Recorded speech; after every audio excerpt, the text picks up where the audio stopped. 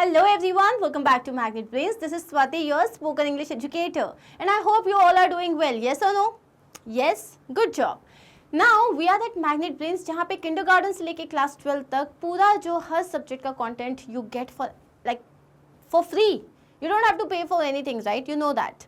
यहाँ पे not only that, चाहे कॉम्पिटिटिव एग्जाम्स की प्रिपरेशन करनी हो या आपको वन शॉट रिविजन्स करने हो या आपको स्पोकन इंग्लिश कोर्स करना हो, हर चीज़ आपको मिलती है टोटली फ्री. 1 और 2 लेसन्स के बाद you don't have to pay for anything. इसीलिए मैग्नेट ब्रेन्स का पार्ट है आप और मैं, and we are very happy about it. Yes और नो? येस. सो अब हम स्टार्ट क्या करने वाले हैं? What are we going to learn in this lesson?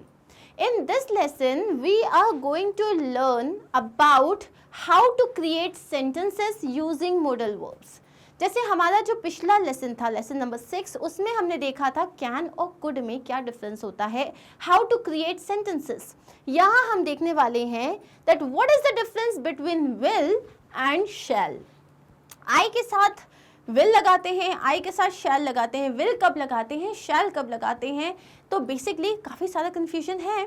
सो इस पर्टिकुलर वीडियो के बाद ये कन्फ्यूजन नहीं रहेगा. सो हम क्या करने वाले हैं, पहले हम समझेंगे एग्जैक्टली विल और शैल को यूज़ कहाँ करते हैं, किस तरीके से यूज़ होता है, फिर हम कुछ क्वेश्चंस करेंगे ताकि हमारे पूरे फंडे क्लियर हो जाएं. ठीक है, let's start.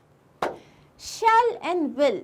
Shell is uncommon in modern English. Basically the first thing that I wish to tell you is, shall जो है ना बहुत ज़्यादा फॉर्मल है, बहुत ज़्यादा फॉर्मल है. और अगर मॉडर्न इंग्लिश को देखें तो मॉडर्न इंग्लिश में शैल जो है ना इट्स लाइक ऑब्सलीट. ऑब्सलीट मैंने आपको बताया था. क्या होता है ऑब्सलीट का मतलब? ऑब्सलीट का मतलब बताओ? जो एकदम ख़त्म सा होता जा रहा है. सो वी हार्डली यूज़ शैल. तो अगर आपको कभी भी ये कन्फ्यूजन है कि आपको शैल लगाना है या विल लगाना है और आप कंफ्यूज्ड हो, तो आप सीधा सीधा विल लगा दो. क्यों? क्योंकि विल सभी जगह के लिए एकदम सही होता है. लेकिन आप ये वीडियो देख रहे हो, इसका मतलब आपको जानना है कि एग्जैक्टली विल और शैल कहाँ लगाया जाता है. सो लेट्स स्टार्ट.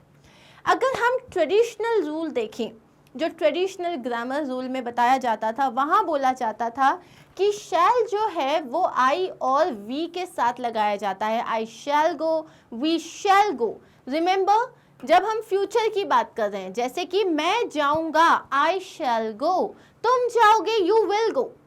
मैं मतलब हम सब जाएंगे, वी शैल गो, लेकिन दे विल गो. ये ट्रेडिशनल रूल था. will is used with second and third person forms like you, she, he, it, they. इनके साथ will लगता है और I और we के साथ shall लगता है. जैसे कि I shall be late, मैं लेट हो जाऊंगा. We shall go together, हम साथ जाएंगे. They will not have enough food, उनके पास जो है enough खाना नहीं होगा. He will never believe this, वो इस बात पे कभी यकीन नहीं करेगा. देखो आपने I के साथ shall यूज़ किया है, वी के साथ भी शैल यूज़ किया है, लेकिन दे हुआ, ही हुआ, इनके साथ अपन ने विल यूज़ किया है. राइट. सो ये तो क्या था, ट्रेडिशनली जब हम पढ़ते थे तो ये था. लेकिन अब हम आते हैं कि बेसिकली एग्जैक्टली ये कहाँ यूज़ होता है. अब फ्यूचर जो होते हैं ना, उसको हम 2 तरीके के फ्यूचर बोलते हैं.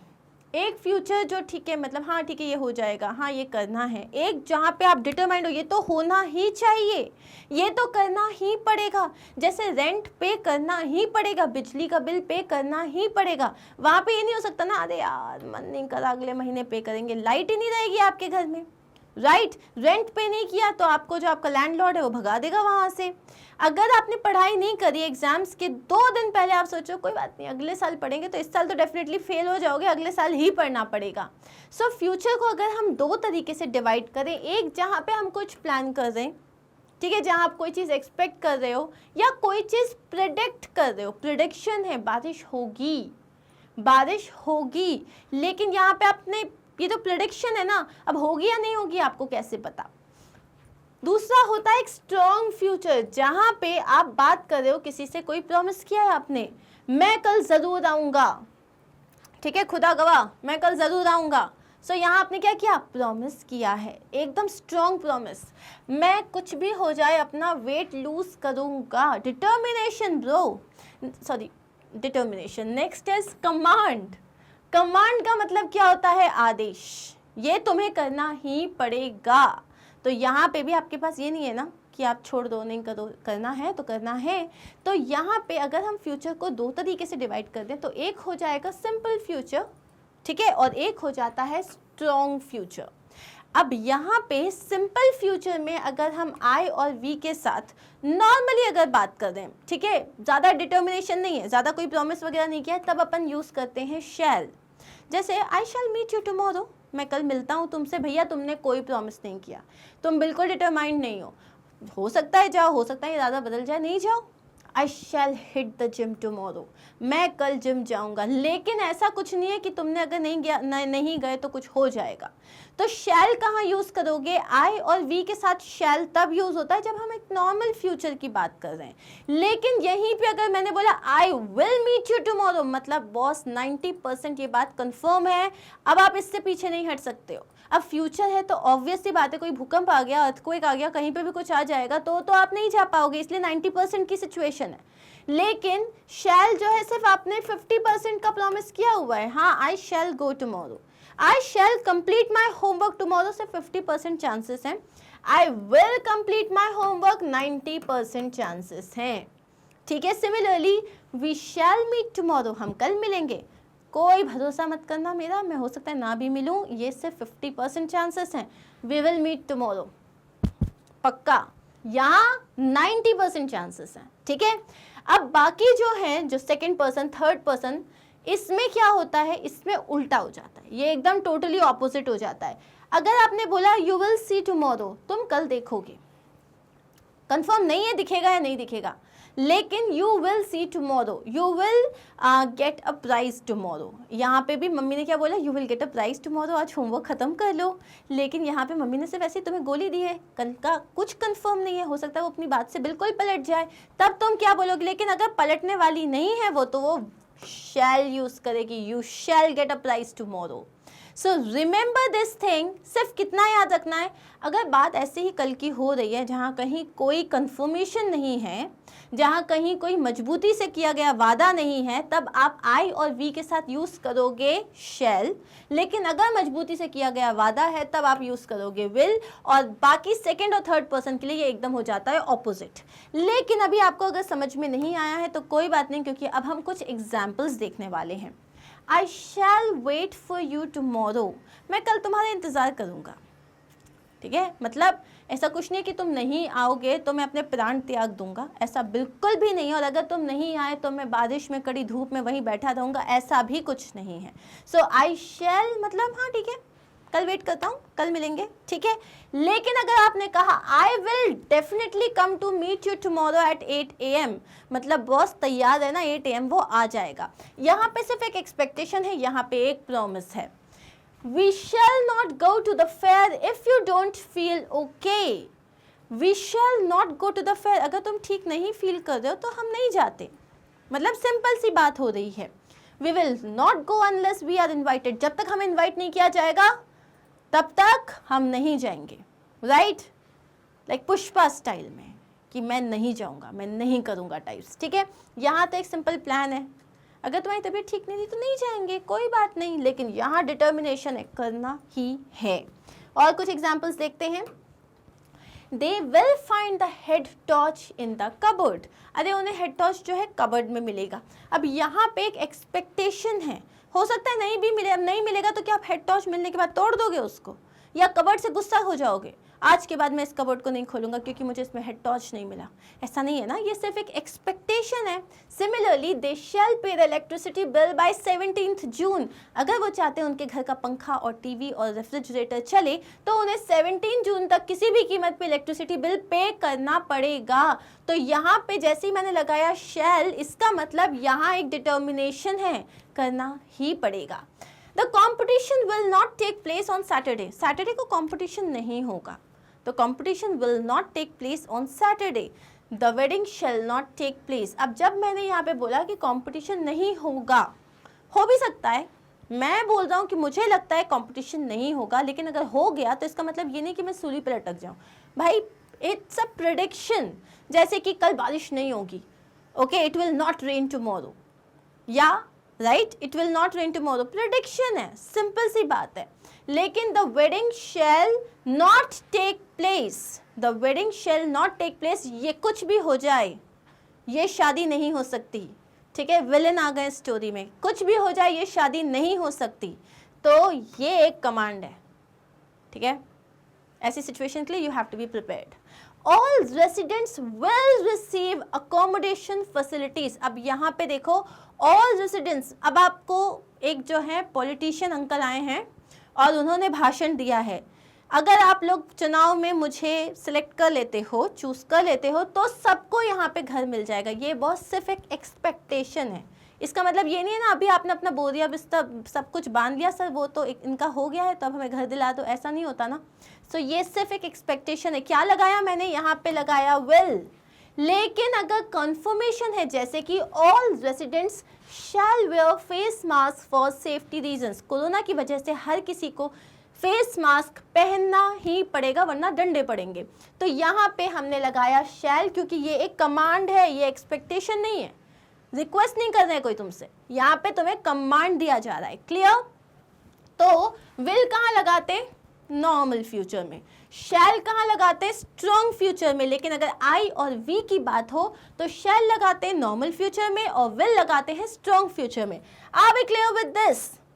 कुछ एग्जांपल्स देख लेते हैं। आई शैल, आई के साथ शैल लगाया मतलब ओके ओके ना, I shall be in London tomorrow, कल मैं लंदन में होऊंगा भैया, सिंपल सी बात है, आपने प्लान बनाया है, ओके ठीक है। अब you will, so you will C a large building on the left, अब आपको लेफ्ट में एक लार्ज बिल्डिंग दिखेगी। यहाँ पे भी कोई बड़ी बात नहीं थी, कोई डिटर्मिनेशन नहीं था, कोई प्रॉमिस नहीं था।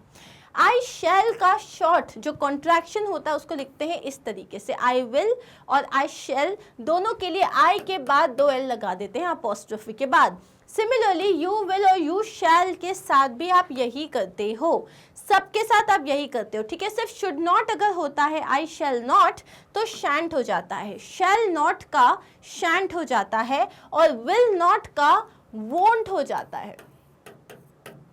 I will not, I won't. So he she और इट के साथ विल कब आता है, ही शी और इट के साथ विल कब आता है, जब नॉर्मल बात हो रही है, जैसे he will be wearing blue, okay कोई बड़ी बात नहीं है ना, he will be wearing blue. We shall, अब वी के साथ अगर शैल आ रहा है तो normal, we shall not be there when you arrive, जब तुम आओगे तब शायद हम वहाँ पे नहीं होंगे। यू विल, अब यू के साथ विल आ रहा है तो भी नॉर्मल बात हो रही है, you will find his office on the 7th floor, they will arrive late. यहाँ हमने आई और मतलब यहाँ बेसिकली ट्रेडिशनल मेथड फॉलो किया है, लेकिन अब आपको पता है कि एग्जैक्टली विल और शैल आपको कहाँ यूज़ करना है।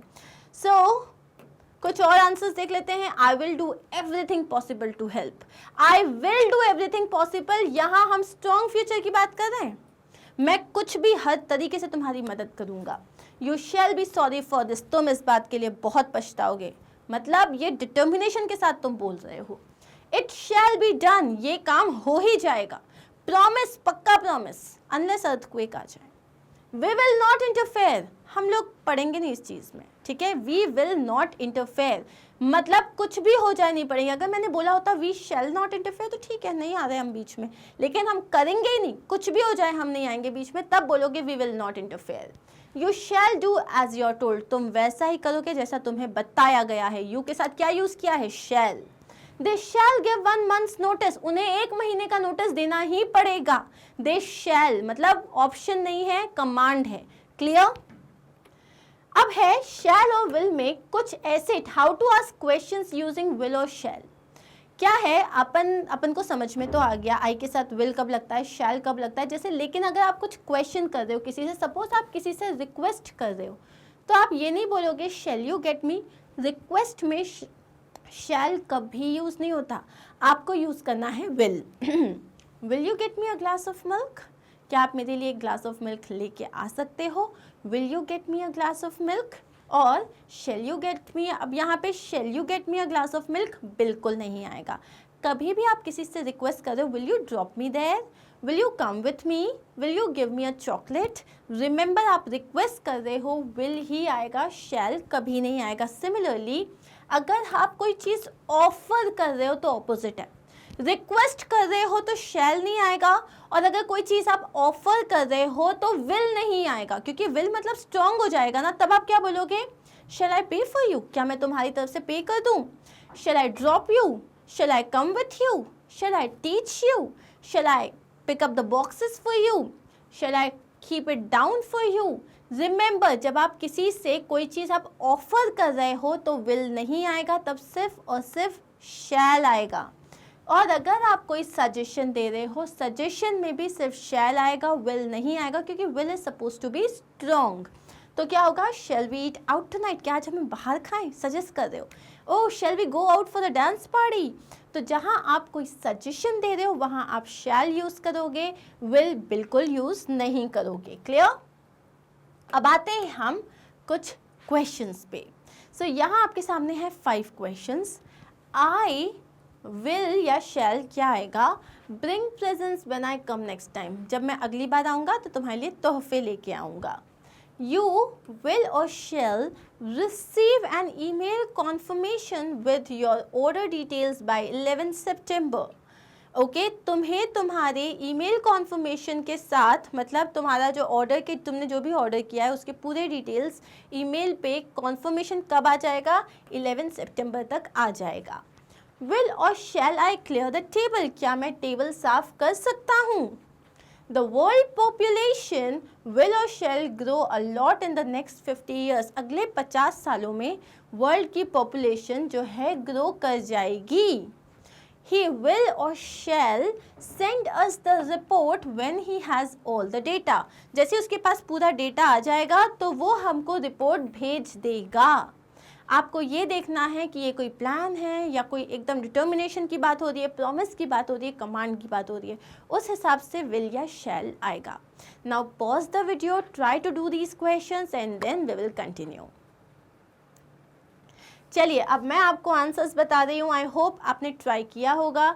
सो here are the answers. I shall bring my kids along when I come next time.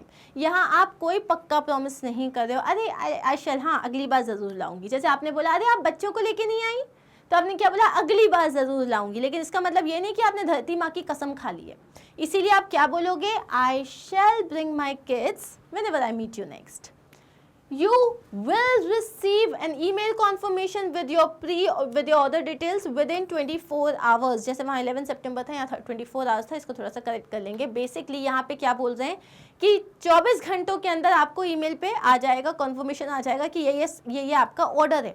यहाँ पे आप एक तरीके से उनको प्रॉमिस कर रहे हो कि आपने किसी से कुछ खरीदा, उसने बोला जो जो आपने हमसे मतलब लिया है, ऑर्डर दिया है, बस अभी आपको ईमेल कर देते हैं, 24 घंटे के अंदर आ जाएगा।